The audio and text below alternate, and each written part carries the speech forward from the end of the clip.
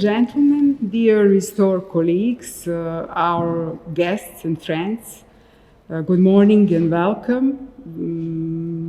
Thank you for joining us today here in this nice place, I hope, as well as online. My name is Tatjana Kosic, and here with me is my colleague Jelena Brajkovic. And on behalf of our institutions, Innovation Center, Faculty of Mechanical Engineering and Faculty of Architecture, as well as our host here, Faculty of Civil Engineering, we have a great pleasure to welcome you to the Coast Restore Ready conference here in Belgrade. This conference is one in a series of the Coast Ready events with the aim to disseminate results from the action at macro-regional level in Europe. I must say, unfortunately, we are almost at the end of the action. And before I go through general overview of the action, I would like to say that today with us are distinguished speakers who will provide us with an overview. On the one side, the major challenges and the main outcomes of the project, and on the other side, the local best practices within built environment sustainability. So our goal today will be also to encourage the discussion and conversation in order to understand how the local situation differ from the guidelines and main outcomes of the project. So what actually is the Restore? What actually is the COAST and COAST action? COAST is a European framework supporting cooperation in science and technology among different researchers, engineers, and of course academia across Europe. And COAST action is the interdisciplinary research network dealing with different research topics. So in our case, the Restore came from the words rethinking sustainability towards regenerative economy, which is actually the name and the main focus of the project. We rethought the sustainability in order to see what regenerative really means in the built environment. We saw need to move forward to new approaches, to new concepts, trying to make changes for our planet and for all of us, with the aim to be in harmony with natural world. We all know the definition of sustainability, which is still using, and after more than 30 years.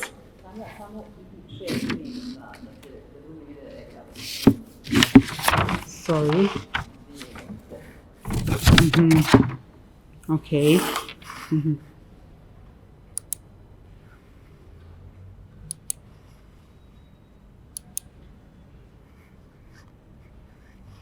Is it okay now?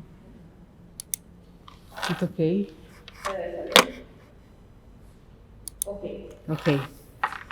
Thank you. Sorry for this. So we all know the definition of sustainability that is still using, and after more than 30 years, meaning do nothing today to compromise future generation. But thanks to many intensive research in this field, this definition is changing rapidly recently. So it is known also that green and high performance building significantly improve our conventional approach to the building design, but they still result in negative environmental impact in terms of energy, water, carbon, etc. So if we include some other positive values like social, cultural, environmental, and economic values, the sustainability will become more positive, more efficient.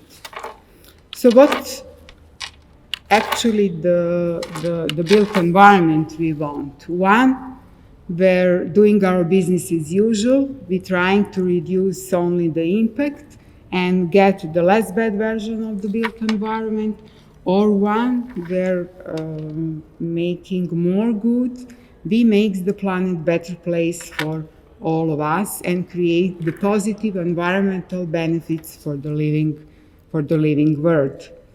That's why we push towards new way of thinking, towards restorative and regenerative sustainability.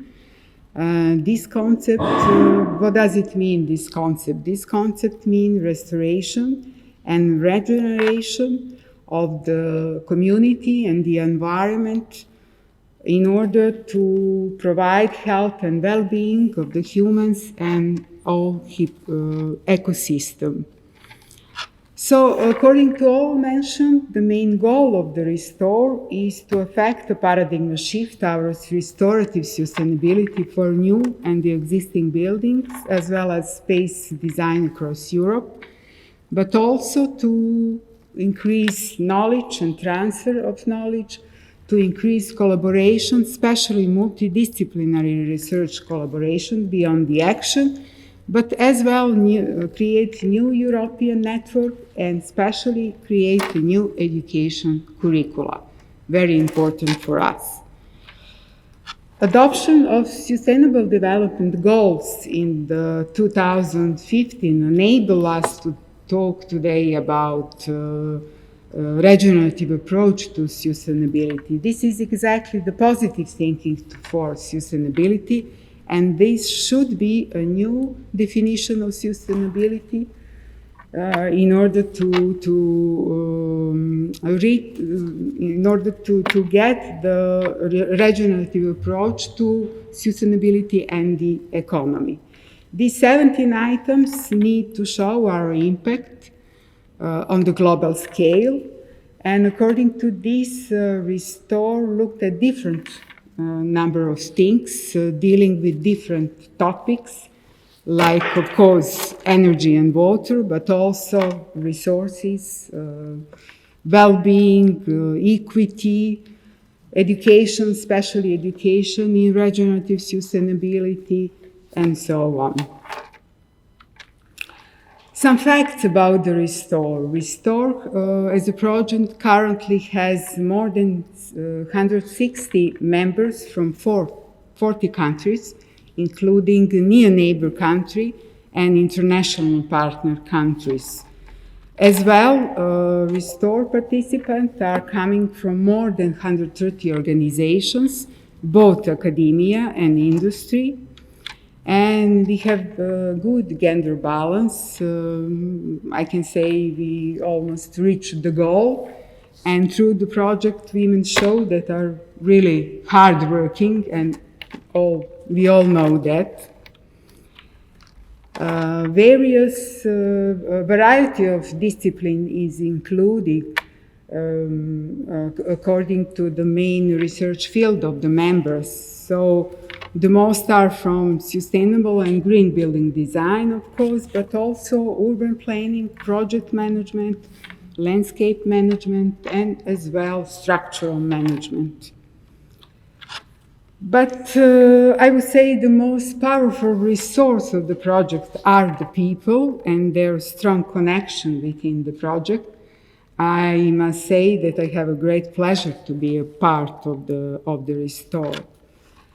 A work on project was implemented through 5 working groups named working packages. The first one, Restorative Sustainability, refers to redefine sustainability for new regenerative built environment and the economy. The second one, Restorative Design Process, define processes, methods, and tools for regenerative design. Then the third one, Restorative Building and Operation, deals with construction and operation for regenerative buildings. Then the fourth one, Rethinking Technology, consider impact of technology for regenerative buildings. And the last one, Scale Jumping, refers to think beyond the building, defining different scale for regenerative sustainability on the city level. Various restore activities took place through different levels. For example, we had meeting level, and in that sense, we had management working core group and dissemination meeting. Then on education level, we had different workshops and training schools. Then regarding grants, we had the grants for ITC conferences, then for short-term scientific mission, and for open access scientific publications. And regarding publications, we had different booklets, articles, and books. Restore publications actually recorded the outputs of the 5 working groups. They present a reference document for the future work after the action ends, both for academia and industry. And all 5 booklets, working group booklets, are free for downloading from our site. The final book, Rethinking Sustainability Towards a Regenerative Economy, is still being prepared, as well as 2 more books. One is Restorative, actually is a story about how managing the cost action as a project. And the last one is Restore 2030, which is a publication showing thinking how to shape the current city on principles of regenerative economy. Actually is a guide for educators, students, and practitioners. According to the working group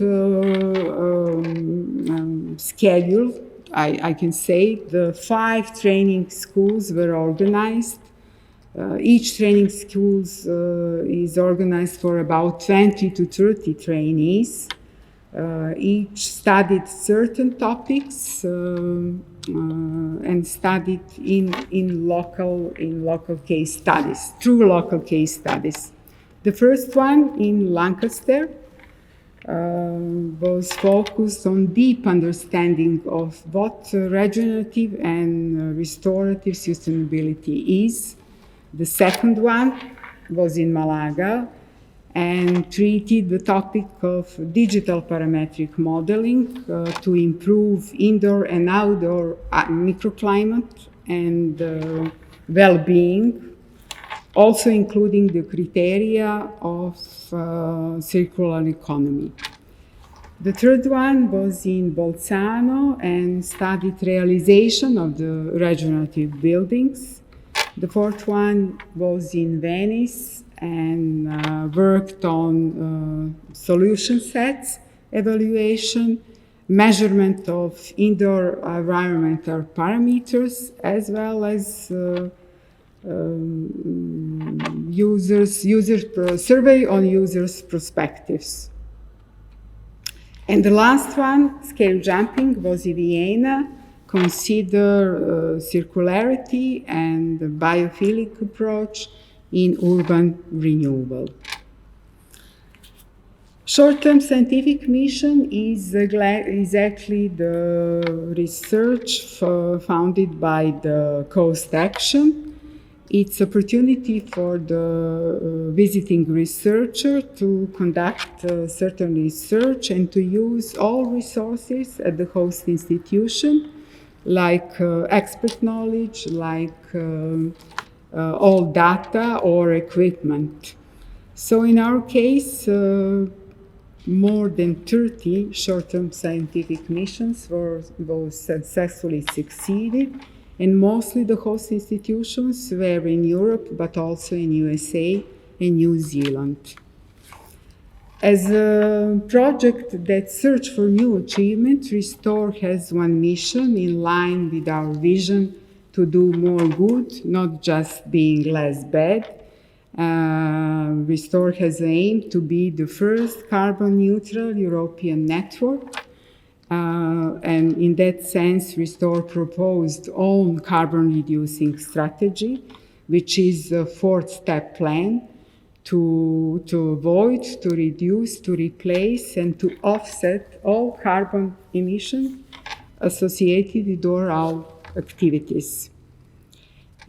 For all of you who would like to help us in this and to reach the goal that Restore become the first carbon neutral network, please, you can follow the instruction using the link below. And some last steps in finalization of this project are exactly these 7 Restore Ready conferences. Events across all Europe. We have already very successful events in Athens, Warsaw, Paris, and Madrid. Today we are in Belgrade, and next 2 in Malmo and Sabden will be realized in next 2 weeks. So keep updated. And please follow us on the social media like Twitter, Facebook, ResearchGate, YouTube channel. And thank you very much for your attention. And we shall continue now with our speakers. The first group of speakers are from the Restore, exactly from the project. But before we continue, I would like to set some rules about posting questions. And for you who are online, it's very simple to write the question on a chat. For audience here, you can ask the question, we will give you a microphone, but people online can't see you but can hear you. So I would like to invite our first speaker, who is Martin Brown.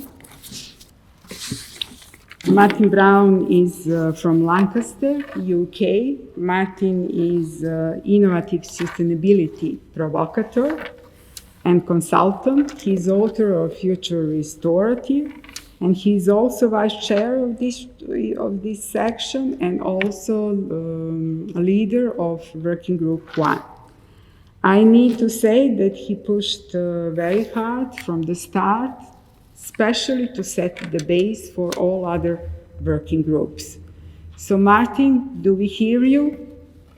Yes, indeed, and good morning. Thank you for the introduction. You can continue. Yeah, can you stop sharing so I can share my screen? Yes. Okay.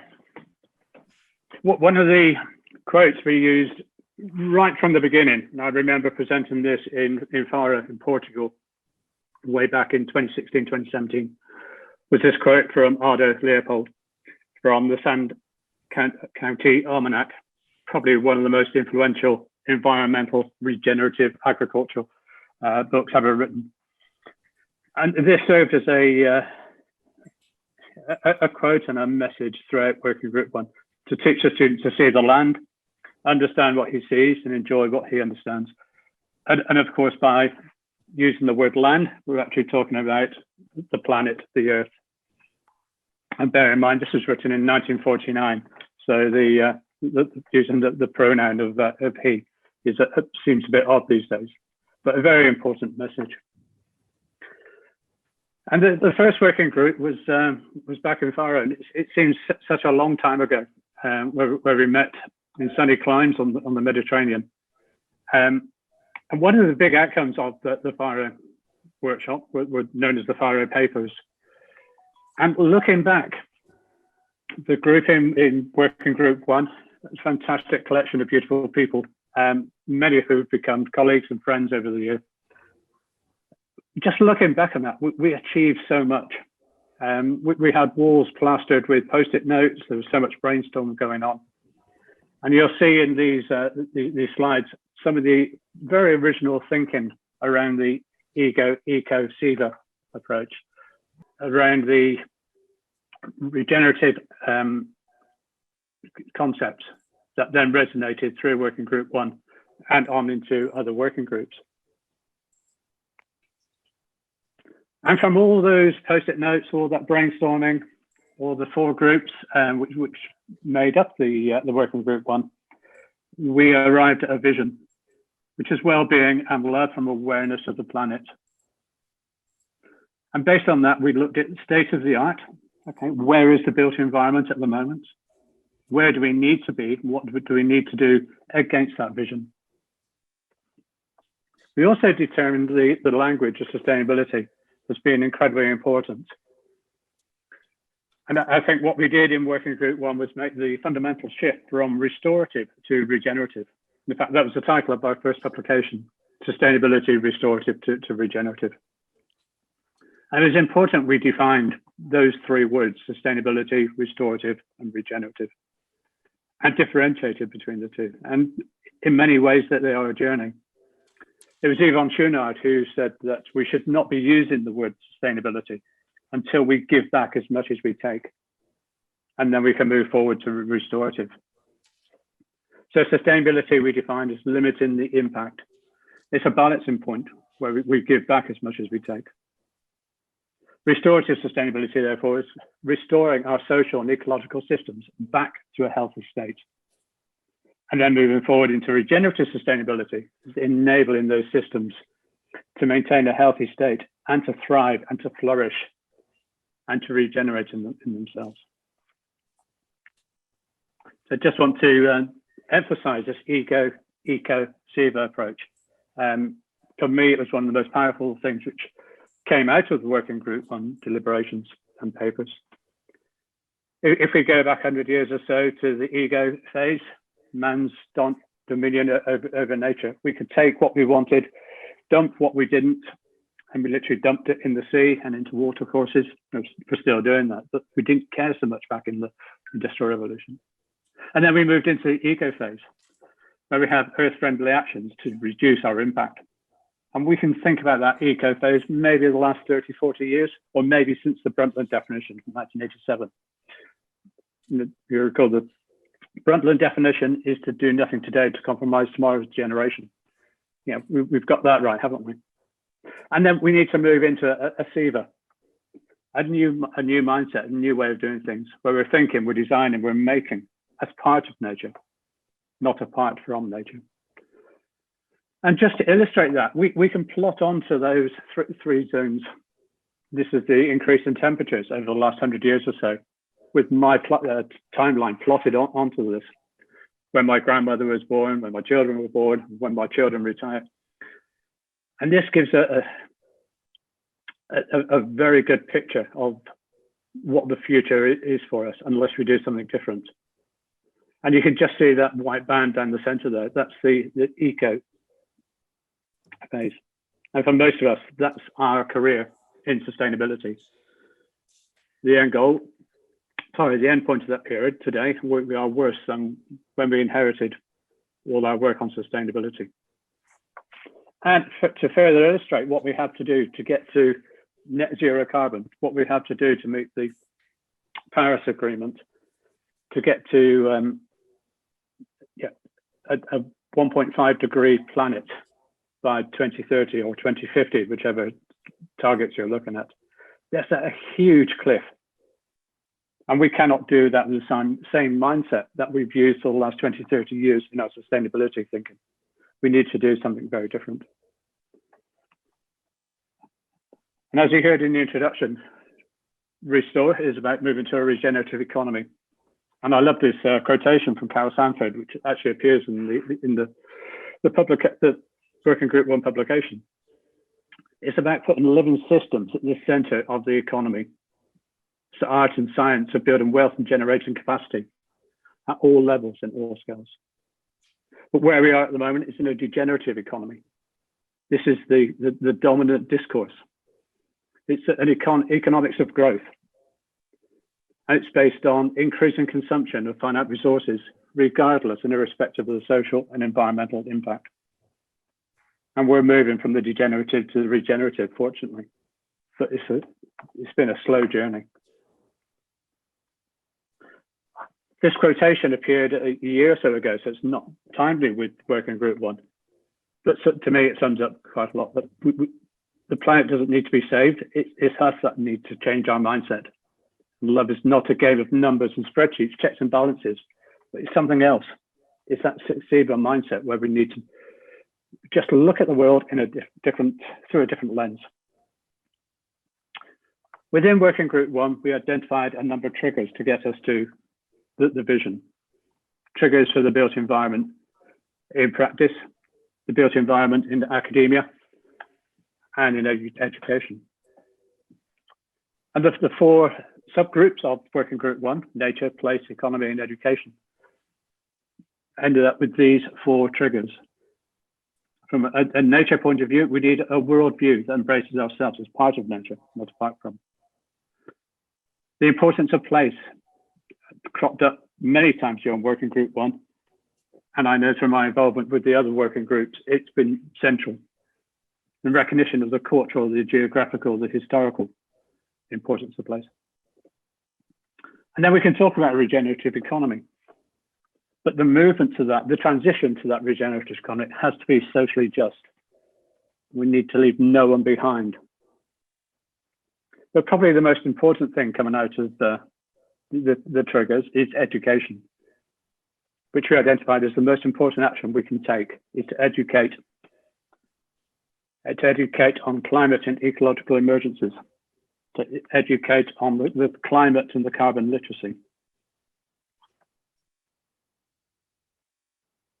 You saw this graph a few moments ago.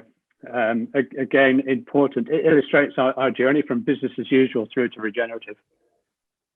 But also it illustrates the shift, as you can see, superimposed on here. And thanks to Blair for putting these 2 slides together. But we're moving from a focus which is just building, infrastructure, and technical, to a focus that is living system, being much more aware of the living system's impact on the built environment. And maybe it's a choice we need to make. Do we need a less bad version of the built environment we have? Or do we need something which is much, much better and a wonderful place to work, educate, and be part of?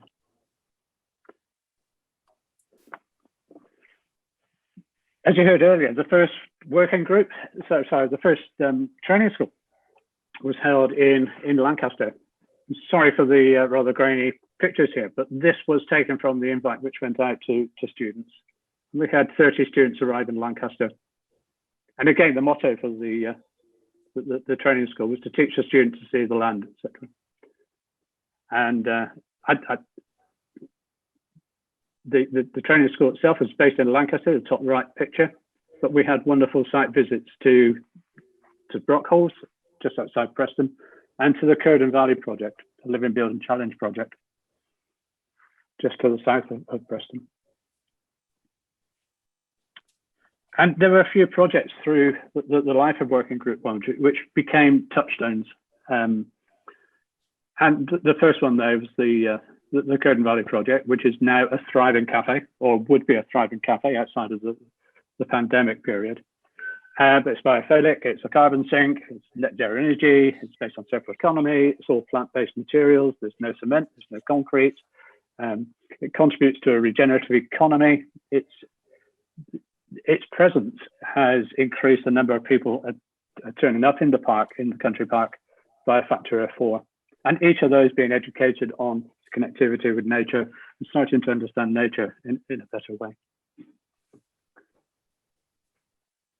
Although probably not concurrent with Working Group 1, another building which has become a touchstone for much of Restore is the Lancashire TV studios in Pristina, which is a wonderful example of circular economy.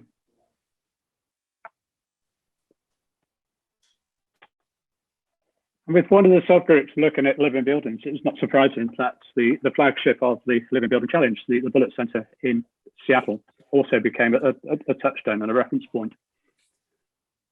This is a wonderful building that illustrates and incorporates all the good things that we've been talking about within Working Group 1 and in subsequent working groups. Another Living Building Challenge is the Te Kurawara building down in New Zealand, which featured in some of the STSM work which was done. But this is really a celebration of place, Indigenous place. And again, became a reference point. And I guess I have a sort of a personal thanks. The journey through the 12 months or so of Working Group 1 was down to some wonderful people who contributed so much to produce that first booklet and to really shape the way that the Restore program that then worked out. So Edeltraud, Blair Tabula, Katri, unfortunately is not necessarily connected with Restore now. Diana, Apro and Diana Capriva, with Ivan and Svi. And there are many others, but this group contributed to that publication and to all the great work which was done. So many thanks to those people. And I'd just like to finish with saying, where are we going now? We know we have a climate emergency. And I put two figures here. I don't know if people have seen this chart before. This is known as the warming stripes. Each one of those stripes is a year over the last 75 to 100 years, I forget the number, on the relative temperature, average temperature for that year. And you can see the pattern from being imbalanced to being way over the top in terms of heat. The two numbers there, 404.64 was the parts per million of carbon in the atmosphere when Emanuele, Carla, and myself first wrote the bid for this Restore project. So that was back in 2015. And the amount of carbon there was 404. This week, we've hit the highest recorded carbon at 421.21. So just in the 4 years of Restore, we're seeing a huge increase in those carbons. And of course, looking towards a climate future, we need to move from that 421 back down to 350. And 350 is the safe period which scientists, the IPCC, tell us that is necessary for survival of the planet and survival of ourselves. And we can do various things. You heard earlier about the Restore target to be carbon neutral, to be the first cost action to do so. So please follow the links and make a small contribution, or however small contribution you want to make, and help us achieve that zero carbon status. But I'll just leave you with a thought. If we're going to move into this climate future, and if we're going to apply the outcomes of Working Group 1 and the rest of Restore, are we brave enough, bold enough, destructive enough, clever enough, passionate enough? And my personal answer is yes, we are. We just need to get down and to do it. So I thank you and look forward to the rest of the speakers today.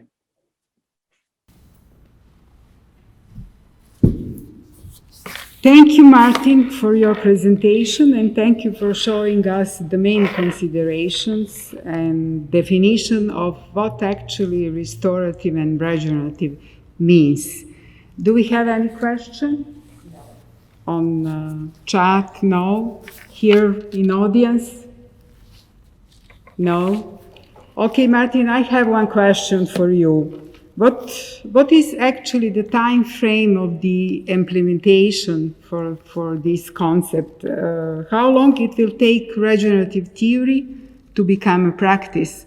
Do we have, or we can make some predictions?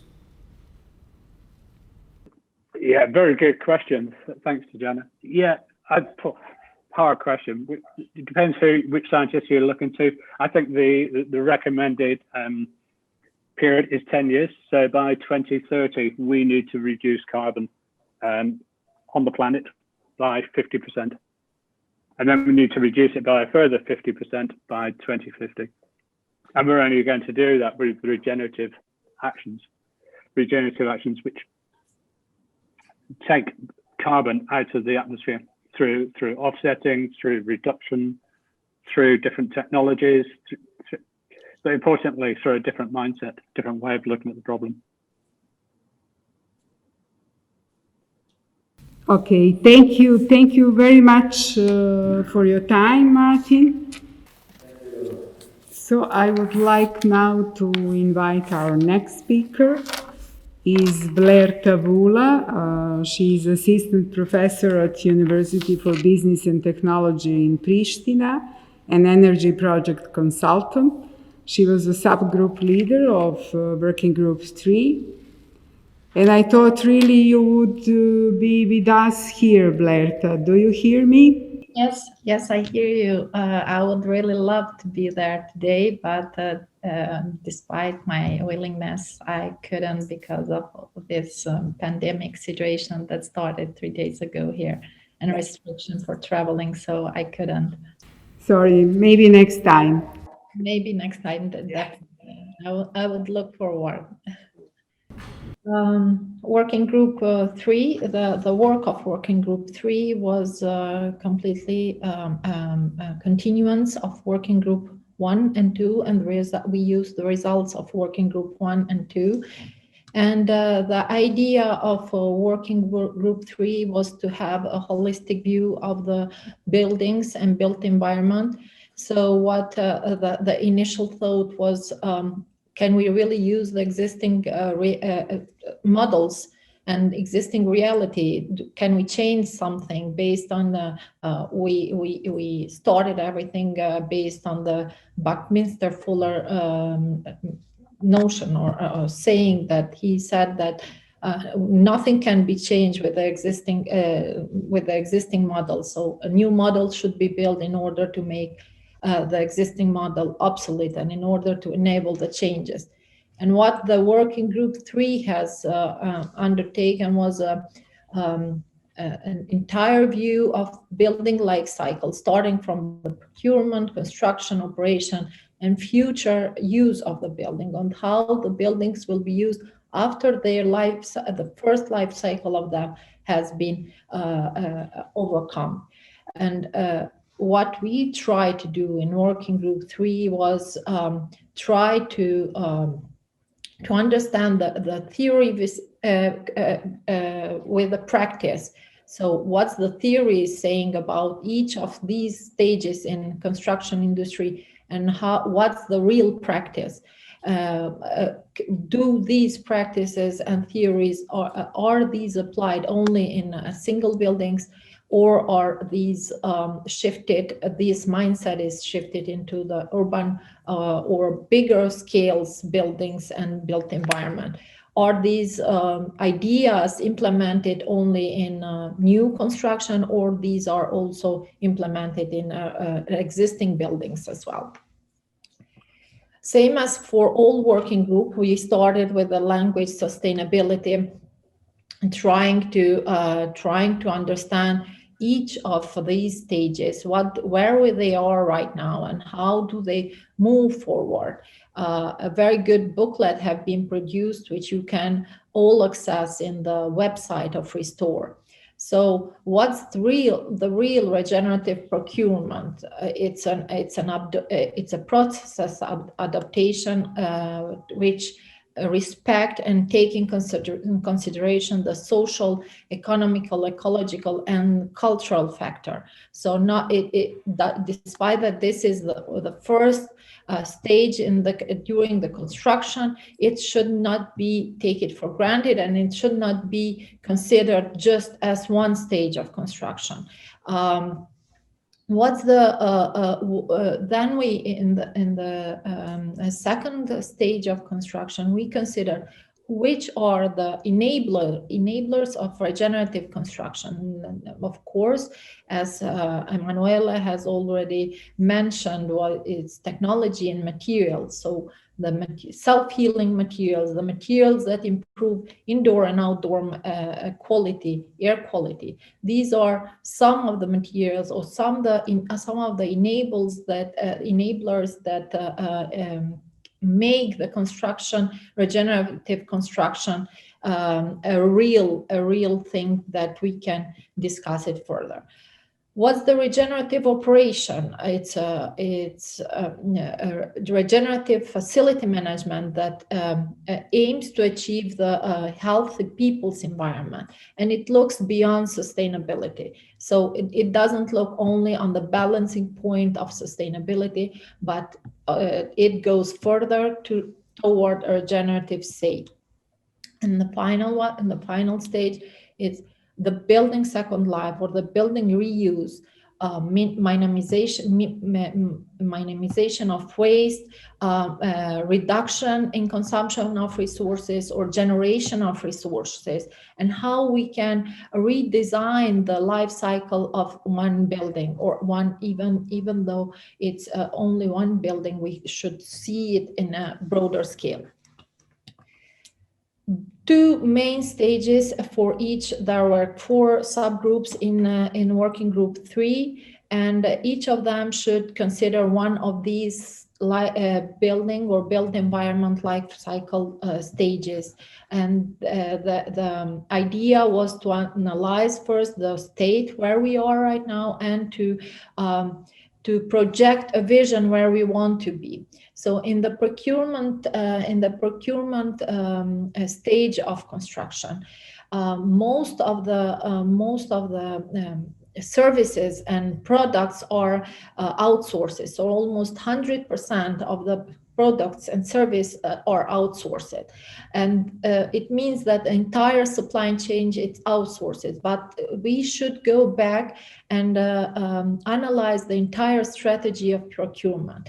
The sustainable procurement means that we realize the sustainable design vision.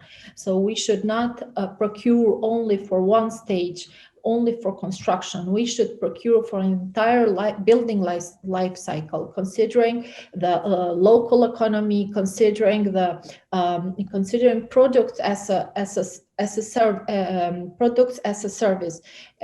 So we do not procure only products for construction, but we also procure products for operation process, and also for the second life cycle of the building. There are a lot of procurement standards which enable these, or let's say foster these ideas of sustainable procurement, such as ISO, Sustainable Development Goals.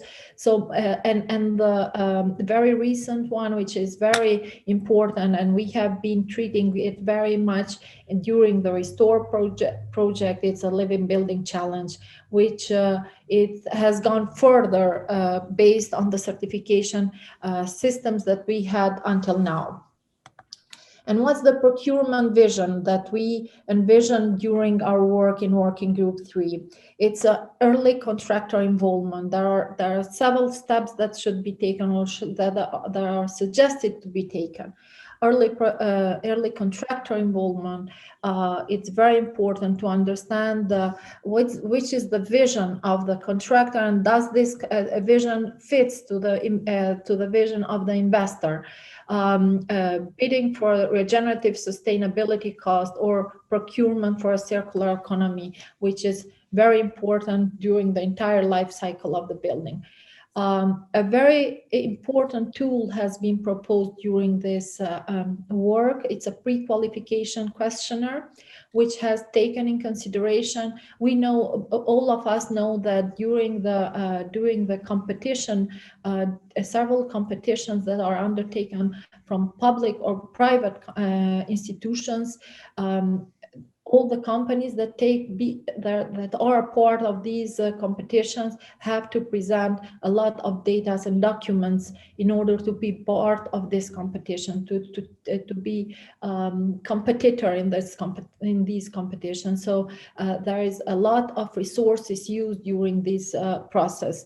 So a pre-qualification questionnaire is a questionnaire that undertakes or take in consideration the 10 regenerative principles, and is every bidder is asked to fill this question or to answer this question regarding the principles of regenerative. So everything there is included on how they treat, for example, how they treat energy, how they treat water, how they treat waste, or how do they how do they treat, how equally they treat the competitors and the employers, and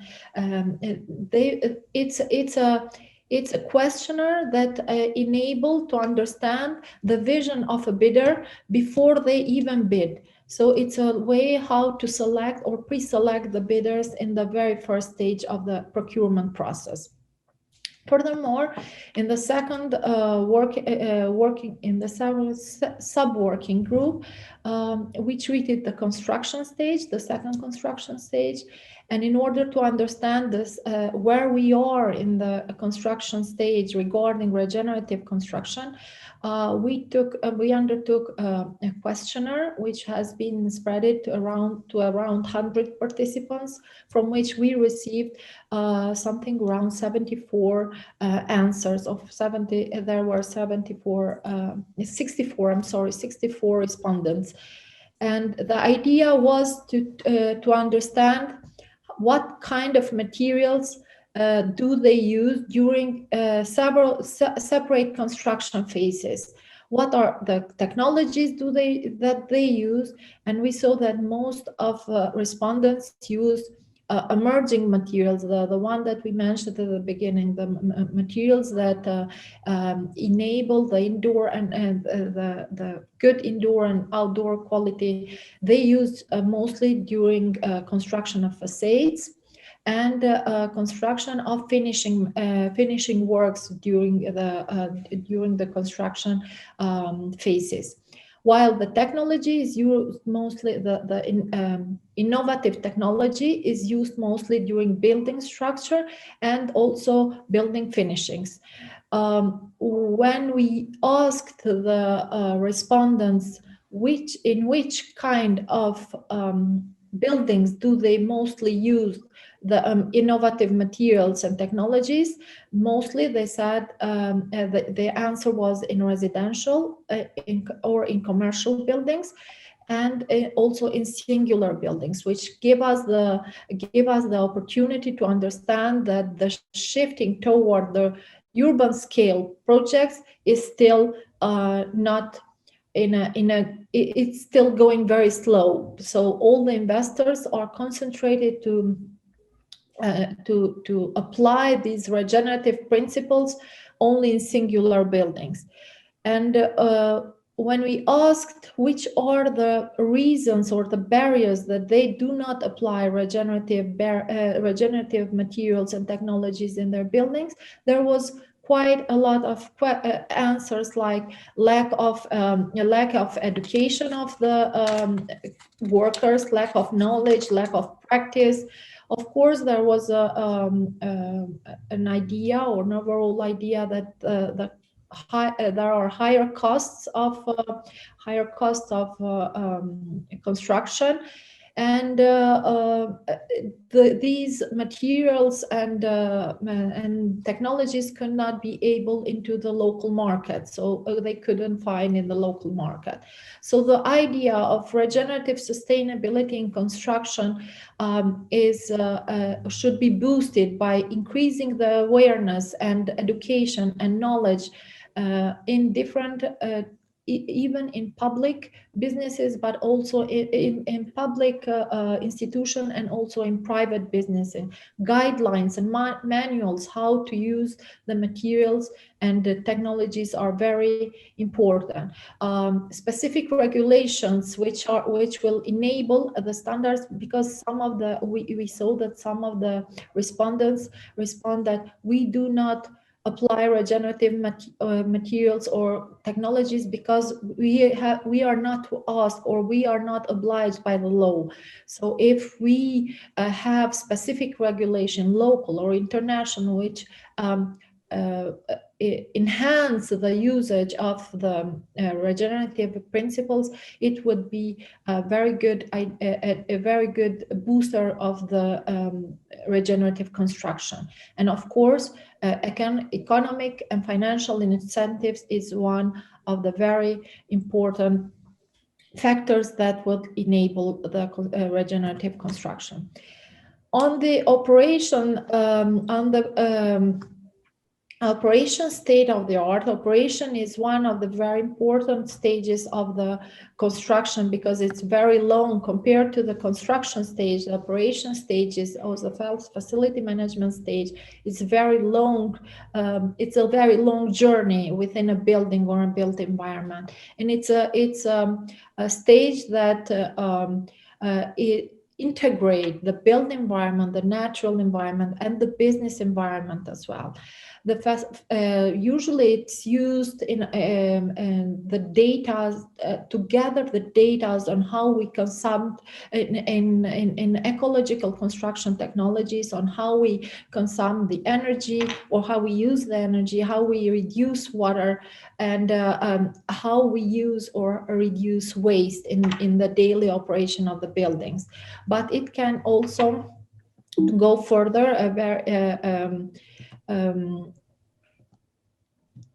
a vision of the operation stage or of facility management, sustainable facility management of the buildings has to include three main targets of the building. So social target, ecological target, and economical targets, in order to understand from where we are and where we want to go, from scheduled maintenance to on-demand maintenance, from recycling only to self-sufficient solutions, from linear economy to circular economy, from human intelligence to artificial human intelligence, from passive users, that most of us are passive users of the building where we visit or where we live, to active users, the net positive users, and from monitoring single indicators separately to monitoring integrated indicators.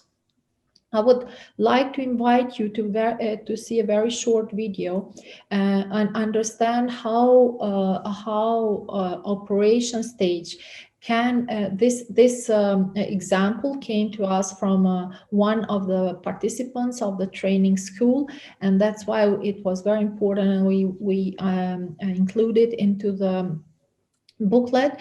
It's a very good case study of how operation can be seen not only as a data-driven stage, but it can be seen as a feeling of the building. Definitely don't see it as advertisement.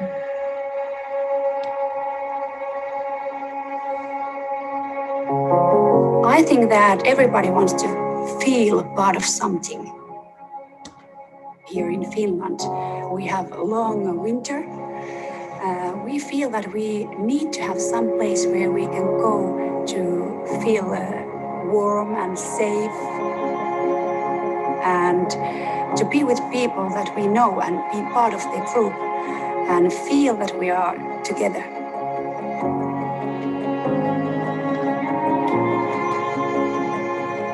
Pride is something that is very important to Finnish people. And I think that this is a place where we all have a lot of pride in. Not just because this is a physical space, but because people come together. People are connecting. When you spend your time in some building, there are elements to feeling that you belong. You won't feel you belong if you don't feel comfortable, and you don't feel you belong if you don't feel at ease.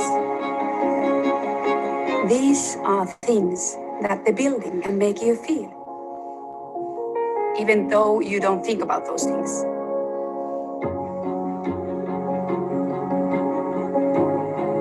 This building is a community. The things that make you feel comfortable are the things that make you feel part of this place.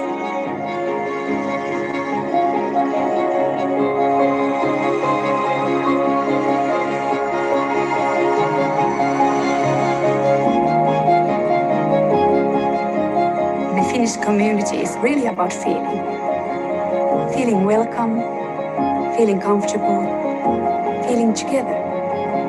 I think this is the perfect place to feel that you are part of this community.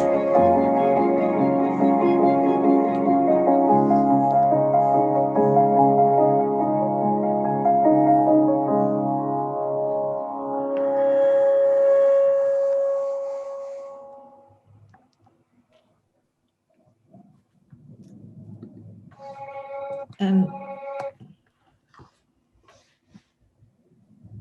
the last stage of the building, which is very important, is the second life of the building, the future use, how we do use the building after the first life cycle, after the building has finished its first life cycle, its first or primary dedication of the building.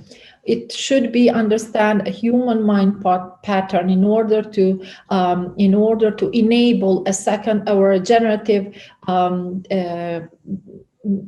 way of how we treat buildings on their second life. So we have to increase positive effects and reduce negative effects if we see it in a holistic approach, which includes ecological, economical, and social impacts. This vision of the future use of the buildings should integrate reusing of building materials, circular economy aspects, and also we should think designing for disassembly. The three major challenges of transformation of construction industry and real estate industry are how to go from the generative construction into positive net environmental impact, how to go from classic facilities management into urban facilities management, and how to implement or how to integrate the regenerative drivers, not only in new construction, but also in historic and already existing buildings, the way we treat them after their first life. And we used a very good location in a Neutech Park in Bolzano in Italy to have a very good training school regarding the working group 3. Neutech Park, it's a very good example or case study how the building can be used. It was an industrial building which now integrates a very big office environment. And this was the location of the training school of Working Group 3, where 24 trainees came from 14 different countries, and we have very good results from them, which are reflected into the Working Group 3 booklet. I would stop here. Thank you very much. And I look forward to the continuance of the conference. Very good work from you. Thank you, Blair, very much for a very interesting and very informative presentation. Do we have any question, maybe from audience? I have one question for you. Did you have opportunity to follow the construction of the building Kosova TV, maybe, and some consideration about that, or no? Yes, if you're speaking for the examples that Martin has presented, yes, I did have the chance. I was lucky to have the chance of following the construction of Clan Kosova TV building here in Kosovo. It was also an industrial building, which was a car absorbers factory, actually, which have become into a studio and event, TV studios and event a place for organizing cultural events. It's a very good example, which I would like everybody to invite and see the video. A lot of materials from the existing building have been used. A lot of materials, considered trash materials from the wooden factory have been used for interior design. bricks from the burned houses have been used to redesign a big wall, a 60 meters long wall in interior of the building, or wooden sticks ceiling have been replaced. Actually, the acoustic ceiling have been created with wooden sticks, with 80 centimeter of wooden sticks, which have created a very good acoustic element, which have been actually it's still under experimental way, because there are a lot of concerts taking part in this event area of the object. Of the project, and all of them have a very good feeling during their performance. So it's a very unique project, which has won already a lot of international awards, especially for the way how they reuse the natural materials. And it is a very good case example. Thank you once more, Blerta. And now it's time for coffee break. Unfortunately, we can't provide the coffee for all of you, but I hope you will enjoy your own. So as we little out of time, coffee break about 15 minutes. I hope everyone is agree with me. So see you later. Thank you.